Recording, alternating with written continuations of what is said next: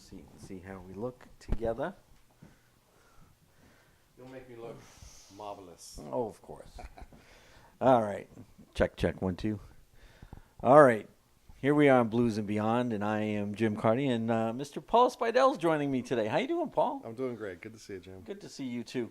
So you have a couple of things to chit-chat with me about today, do you? I do.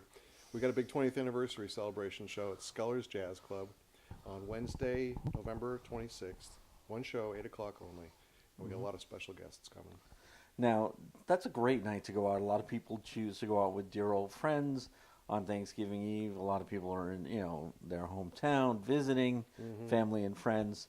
So this is kind of a nice thing. You're kind of a Newton townie yourself, right? Yep. So a lot of Newton folks going, I hear, and but the guests are just amazing. Why don't we run down who these guests are and a little bit about each one of them? Yep. So fronting the band's going to be Tony Lynn Washington, and she's great. She actually hosted and fronted our 3rd anniversary show way back when. Yep. So this being the 20th year, it's great to have her back for that. Sure. We've got Sachs Gordon on tenor, who is a show unto himself. Well, let's back that up. I've seen Tony so many times over the years. I mean, just to give people who may not know Tony a little flavor.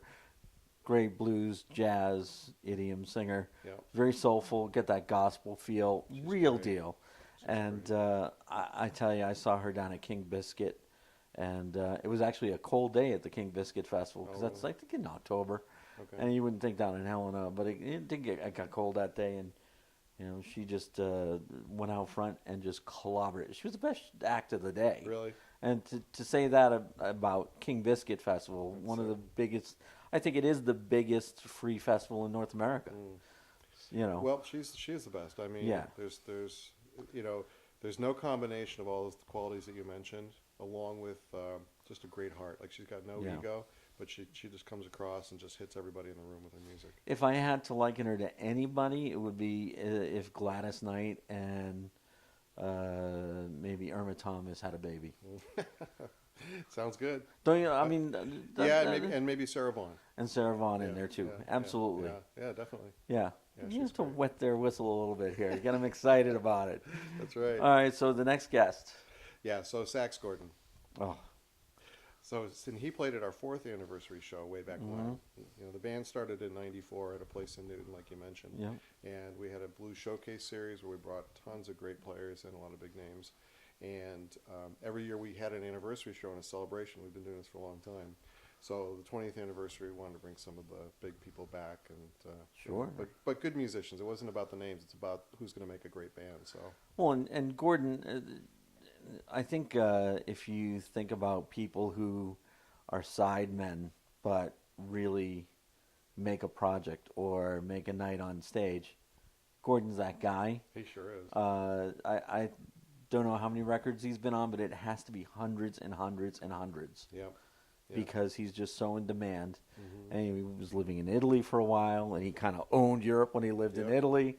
Now he's back home, and just been on so many recordings because he is just that good. Yeah, and a lot of great shows, and that's sort of one of the things that, unless you're there, you don't know it. Yep. But way back, the original House of Blues in Boston, when that place first opened, way back when, I saw Gatemouth Brown before he passed. Yep. And I'm sitting there watching this killer show, and he's just swinging the storm up.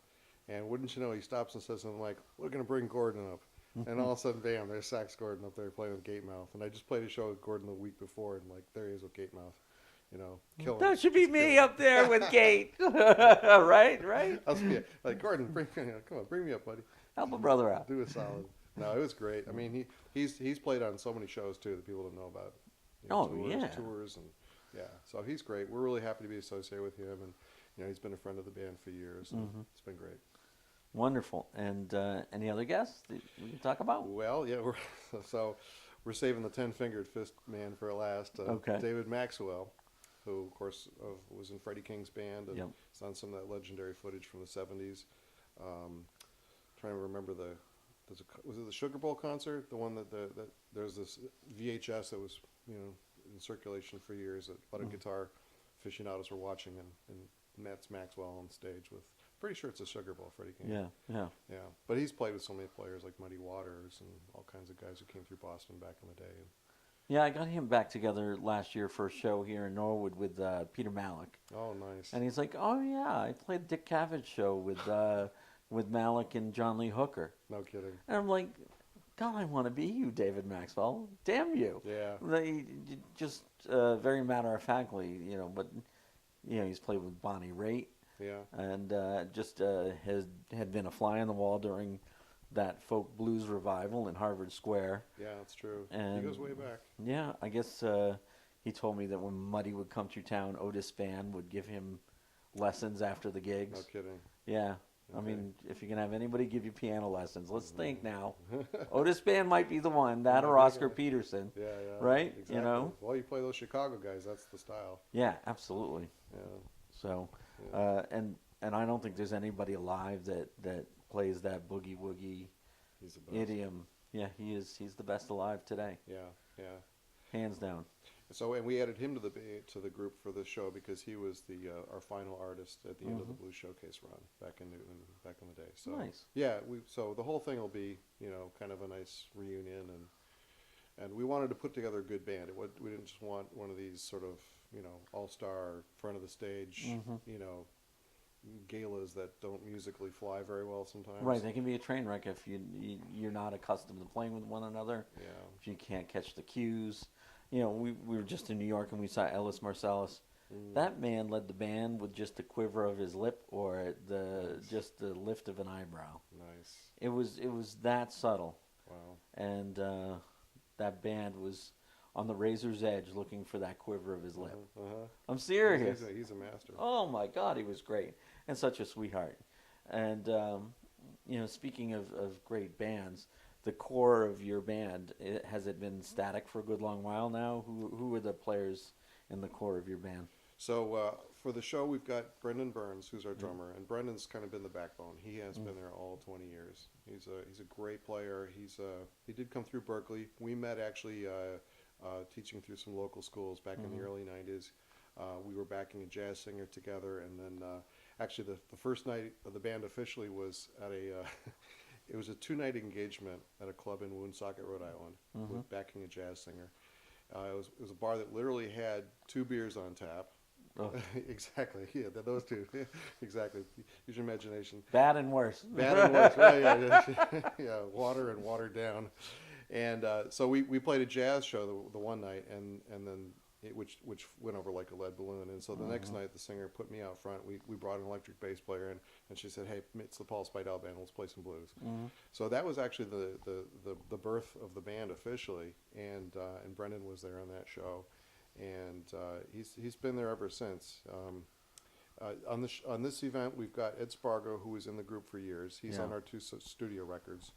And Ed, of course, was in Tony Lynn's band for years. Ed's backed everybody in town up. I hired him a few years phenomenal. ago to back up Roger Hurricane Wilson, who often played with Danny Gatton and Steve Ray Vaughan.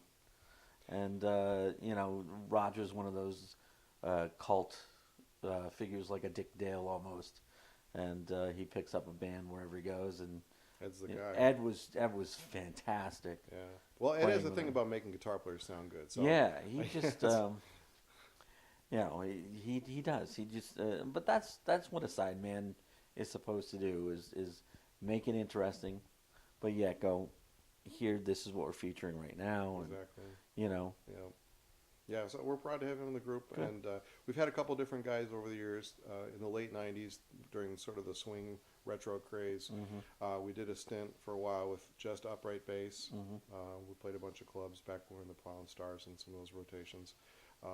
But we sort of went back to an electric sound after that. So that's kind of where we've been headed these days. And, of course, I've seen you with Danny Kalb from the Blues Project, Yeah. which I know was kind of a highlight for you. Yeah, we did a couple shows at Johnny D's for a couple of years there running. Danny and I actually knew each other through a mutual friend who was a guitar player. Way back in the 60s, he and Danny were teaching camps at Brandeis University. No kidding. Yeah, summer camps. And actually that was after Danny had already had his kind of blues and rock and roll career. Yeah. He goes so far back that he goes back to Dave Van Ronk and when Dylan was still kicking around the Village. That's yeah. when He's the real deal. Yeah, he was frightening. He was right there at the beginning of that when all those guys started plugging in. But he's a great fingerstyle master too.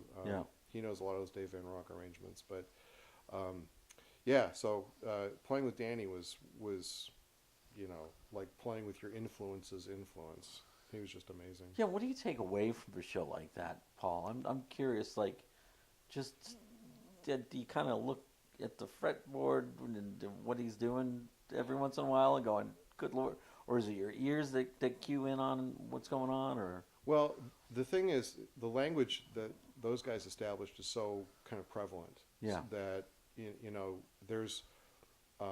Now, Danny, actually, I was about to say there's not a lot of innovation, but I'm going to catch myself because he's still innovating these days. If you listen to some of his newer material, he's still writing stuff. Yeah. He's still pushing the envelope. And he has a way of improvising on the electric where you never know where he's going.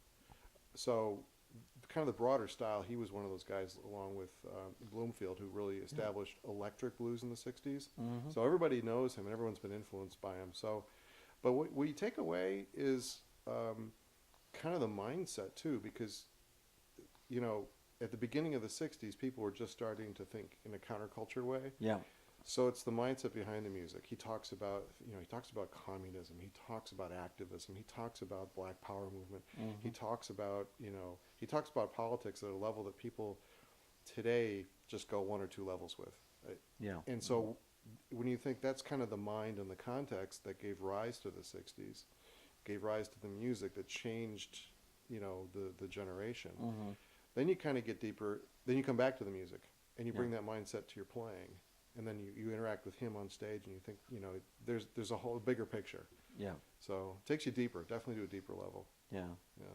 And challenge yourself. That's very interesting. He's a fascinating guy. Yeah, absolutely. No, I think that I chatted for months and months with him at one point, and I found him to be extraordinarily fascinating as a human being. Absolutely. You can easily forget the music. Yeah. Well, that's the thing. At the level of people who really accomplish themselves in this, there's no division really between your lifestyle, your spirituality, your emotional content. All that stuff, you can't hide it from your music. Yeah. It's all right What there. makes an artist? It's the being, right? It's your soul, your spirit, and you're just bearing that when you're playing. Exactly. You can't hide the attempt to hide, as they say. Yeah. Yeah. So it's a whole mindset. It's a whole approach. Yeah, and I love your playing. I'm a huge fan of yours. Thanks, man. No, I mean, like, I don't gush at too many interviews. Reverend Al Green, B.B. King, and a few others, and you, like, honestly, are one of my favorite musicians, bar none, because you attack the music from so many different angles and points, and I appreciate that. Thanks. And I don't know if everybody gets it, but can you explain your approach from a multi-dimensional, multi-level, detailed approach? Well, I think maybe I'm just really old. I feel like I'm from a time. I mean, I was born in '65, so when Danny Cal was already like almost basically a rock star, I was just born. Yeah. But one of the things about that time and then the early '70s is, people didn't really draw so many distinctions between styles. Yeah. It's kind of a cliche to say that nowadays, like, oh, we're eclectic, we play a little blues, a little jazz, a little rock and roll. But I really don't think it's true if you listen to how we discover music and how we listen to bands. Mm-hmm. So the one foundation is really a blues reference. Mm-hmm. Our dear friend Shirley Lewis, who passed about a year and a half ago, she would listen to me play some jazz numbers, and she'd say, "Well, Paul, that's just the blues." Mm-hmm. And she's right, Sure. There's some more chords, there's some more notes in between the notes, and you play with the tempos and you do some other things with it, but that's just giving more permission for expressiveness. Mm-hmm. So, but at the foundation is the blues. So if you're listening to jazz or you're listening to rock and roll, all the rock hits in the early '70s were just like sort of sped up blues, up shuffles. Steely Dan. Yeah, shuffles everywhere. Like, what would you call Steely Dan, musically? Like, what idiom would you put that in? Well, I don't, you know. yeah, I mean, pop fusion, 70s FM rock. Yeah, yeah. I mean, like, but it's tough to put it in a box necessarily. You know what I mean? Like, Oh, exactly. Yeah, I You mean, know? and all the guitar solos we're all just trying to play blues. yeah, yeah. Yeah. So I guess I think of it that way,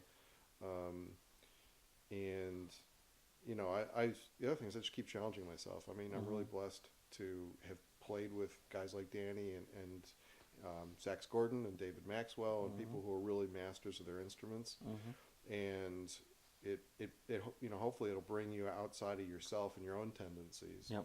It's kind of a scary place to go because you don't know what you're going to do when you play with someone like that. You're like, can I match their style, or can I find a way to, Or do you even think it's wise to even attempt to match their style? Well, Well, in terms of the dialect, I guess like if Maxwell's playing a boogie woogie thing, I'm not going to try to go at it with a funk, Right. like Well, a yeah. James. Well, obviously, you fall into the right idiom, but Yeah, but I mean, but even so, it's a swing and a miss sometimes. I mean, you're always. I think that's what Danny liked about what I did when we actually jammed long before we ever played on stage, and he was always very encouraging and saying, take risks, and so I'm just lucky that people want to hear me play. I mean,